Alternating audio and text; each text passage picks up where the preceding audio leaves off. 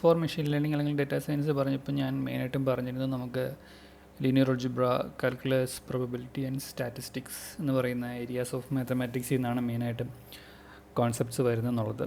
അപ്പോൾ അതിൽ നമ്മൾ സ്റ്റാറ്റിസ്റ്റിക്സ് മാത്രം എടുത്തു കഴിഞ്ഞാൽ നമുക്കതിനെ ബ്രോഡ്ലി ലൈക്ക് 2 പാർട്ടായിട്ട് ഡിവൈഡ് ചെയ്യാൻ പറ്റും. അതായത് 2 സബ് ഏരിയാസ് ഓഫ് സ്റ്റാറ്റിസ്റ്റിക്സ് നമുക്കുണ്ട്.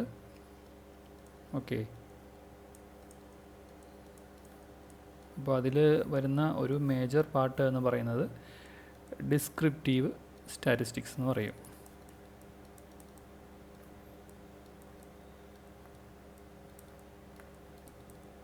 അതായത് നമ്മളിപ്പം കുറേ ഡേറ്റ ഹാൻഡിൽ ചെയ്യുന്നത് നമ്പറായിട്ട് നമുക്ക് കിട്ടുകയാണെന്നുണ്ടെങ്കിൽ, നമ്പേഴ്സ് ആയിട്ട് കിട്ടുകയാണെന്നുണ്ടെങ്കിൽ അതിനെപ്പറ്റി ഡിസ്ക്രിപ്റ്റീവ് ആയിട്ടുള്ള ഇൻഫർമേഷൻ, അതായത് അതിൻ്റെ നേച്ചർ എങ്ങനെയാണ്, ഡേറ്റ എങ്ങനെയാണ് വേരി ചെയ്യുന്നത്, അതിൻ്റെ maximum value, minimum value, spread എങ്ങനെയാണ്, ആവറേജ് വാല്യൂ എങ്ങനെയാണ്, ഇങ്ങനെയുള്ള കുറേ കാര്യങ്ങൾ പറയുന്ന ഏരിയ ആണ് ഡിസ്ക്രിപ്റ്റീവ് സ്റ്റാറ്റിസ്റ്റിക്സ്. നമുക്ക് ഏറ്റവും സ്യൂട്ടബിൾ ആയിട്ടുള്ള മെഷർ ഏതാണ്, അങ്ങനെയുള്ള കാര്യങ്ങളെല്ലാം.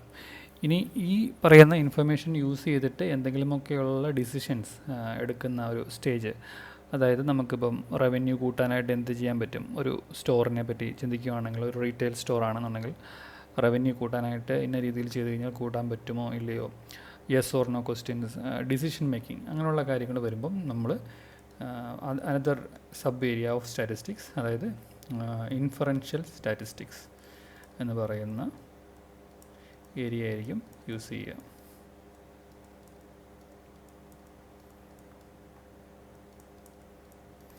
ഓക്കെ, സോ ഇത് രണ്ട് like part A or part B എന്ന് നമുക്ക് വേണമെങ്കിൽ പറയാൻ പറ്റും സ്റ്റാറ്റിസ്റ്റിക്സിൻ്റെ മൊത്തത്തിലെടുത്തു കഴിഞ്ഞാൽ.